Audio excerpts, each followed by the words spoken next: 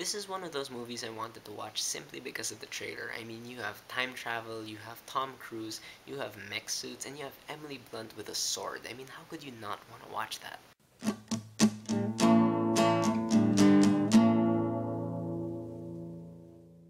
Edge of Tomorrow is directed by Doug Liman, written by Christopher McQuarrie, Jess Butterworth, John Henry Butterworth, and is based on this light novel called All You Need Is Kill by Hiroshi Sakurazaka.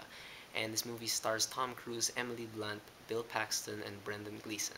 And in Edge of Tomorrow, the world is under attack by this unstoppable alien force called the Mimics, and our main character here is William Cage, played by Tom Cruise, who's a PR guy for the war. You know, he's not a soldier, he doesn't fight, he hates fighting. And certain things happen, and he is pushed suddenly to the front line of the war. He's dropped into this huge beach fight where he dies almost immediately. But funny thing is, right after dying, Cage wakes up, and he discovers that he has gained this ability to reset the day every time he dies, and he begins to use this power to figure out a way to finish this war. Now, my initial concern about this movie, like, that sprung up ever since I saw the very first trailer, was that I thought it looked too much like source code. And indeed, like, ever since then, like, nothing but comparisons have been springing up. Like, people have compared it to source code, to Starship Troopers, to Aliens, to Groundhog Day most especially. So the general concern was that this movie was going to end up being like a ripoff of all those other movies, and you know, it wouldn't be original. But then after watching this movie, I have some thoughts about originality. But nothing really is original. Like everything we come up with is really just based on other things we've already seen or experienced. However, one way a movie can be original is by taking in those familiar elements and using them in different combinations and in different ways. And it turns out Edge of Tomorrow is an extremely original film in the way it's made, and also happens to be one of the coolest movies this year, definitely one of the coolest movies I've seen in a while. And when I say cool, this movie is really, really cool. I mean, this movie looks fantastic. This is some of the best CGI we've gotten this year, and that's saying a lot. I still don't know if they used green screen in that big scene everyone saw in the trailer where they drop down onto the beach. I have no idea if they actually filmed that on a beach because it looks like it. And one of the things that really makes this movie so cool is the alien design. The way these mimics look. It's some of the most unique looking stuff in terms of like aliens I've seen like in a long time. Imagine a squid plus a lion plus someone in like 50 cans of Red Bull and you have the mimics, and they are scary, man. These things are intimidating and you really don't feel like you can beat them. But the thing is, again, these aliens sometimes they don't even look like they're CGI. There are certain points where I feel like they actually built like a squid thing to roll around the battlefield because they look really, really real. But one of the coolest parts about the visual effects in this movie is that, you know, there's lots of practical work too. Like, you can tell all these stunts are being done by actual people, and the suits they're wearing, like, those are real. Like, the actors had to really put on these big metal suits and do stunts in them, and that's a great, great thing. And these suits look cool, man. Now, another concern with a premise like this is that, you know, it might end up feeling a bit repetitive. And you know what? This movie never feels repetitive. This movie is edited in such a slick way that whenever you see like something that already happened before, you are never thinking the same thoughts. And I believe that this movie really is edited this way in order to make us feel the frustration Cage feels when, you know, going through the same routine over and over again. This movie is always edge of your seat. Like when you're watching Cage repeat the day, like you're always wishing for him to get a little bit further. Now the cool thing about the plot of this movie is that, you know, it is technically speaking a very simple, you know, kill the aliens plot. However, the thing that makes it very, very special, the thing that sets it apart, is that this movie really is about the character of Cage. And the cool thing is that Cage starts out this movie being an absolute coward, he's a wuss. But ultimately, this movie is about Cage learning bravery and learning perseverance and learning sacrifice. He really is a fantastic character, I think, because you really begin to feel the weight on his shoulders and, you know, the frustration of him pretty much spending a lifetime repeating the same day over and over again.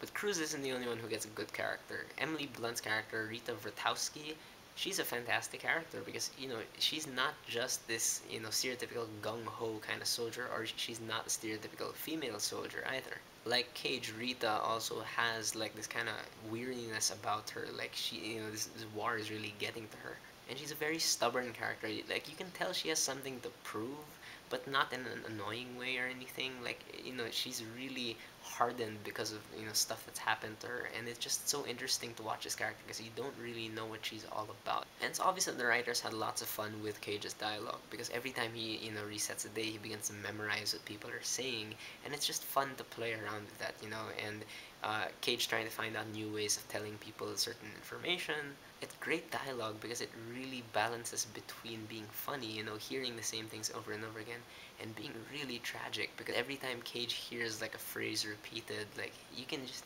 feel him like just sigh, like it is funny at first, but after a while, you really don't want to be repeating the same day over and over again. Now, I am a Tom Cruise believer, and I don't care about his personal life or whatever, but when it comes to movies, especially action movies, Tom Cruise is the man.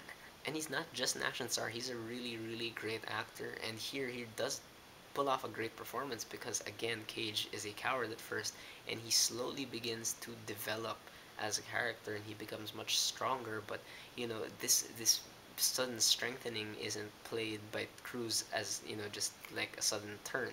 Like I mentioned a while ago, it really seems like he has this weight on his shoulders, and there's just so much bitterness almost.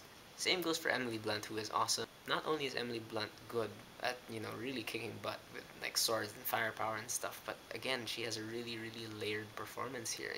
She's not just a soldier. You can tell that she has so much baggage behind her, and she's fighting this war for a reason. And no one does a bad job in this movie. I mean, even J Squad, which is like the regiment that Cage ends up with, like they're not like stupid random soldiers. Like they do play their parts well. Bill Paxton, of course, is very funny. Brendan Gleeson is really good. Credit really must be given to Doug Liman for directing this movie. He directed the original Born Identity, but his direction here is great because like every time Cage has to go back to a certain part of the day and stuff, like Doug Liman really knows like when and how to shift to like a different perspective or focus on a different aspect.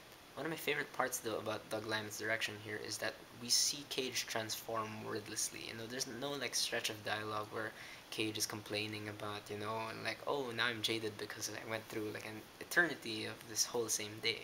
No, we really do see Cage become this different person, but through what we can only infer as to be like an extremely long process. That also kind of sheds some light on, action stars because when you watch other action movies and these people are so good at kicking butt, like, from the very first second of the movie, we never stop to think like how they became that way. And here in Edge of Tomorrow, Tom Cruise reaches that level, but only through an eternity of absolute hell.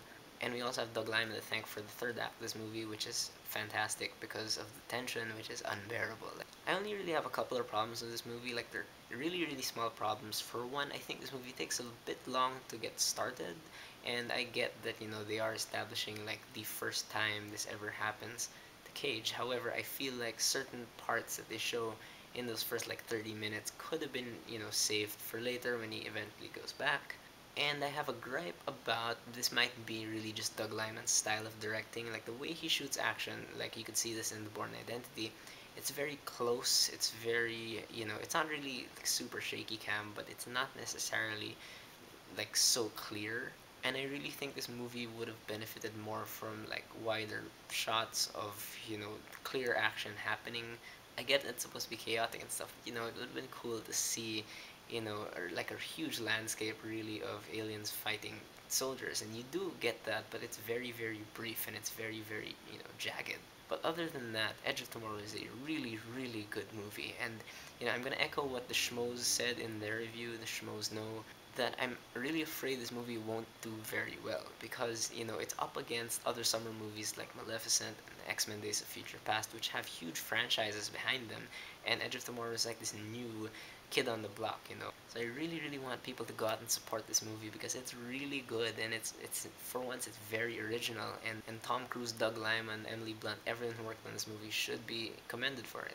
Alright guys, that's my review of Edge of Tomorrow. I really hope you guys go out and check it out. But for those of you who have seen it, what do you think about the movie? Did you love it? Did you hate it? Whether you agree with me or not, please leave me a comment and let's have a conversation.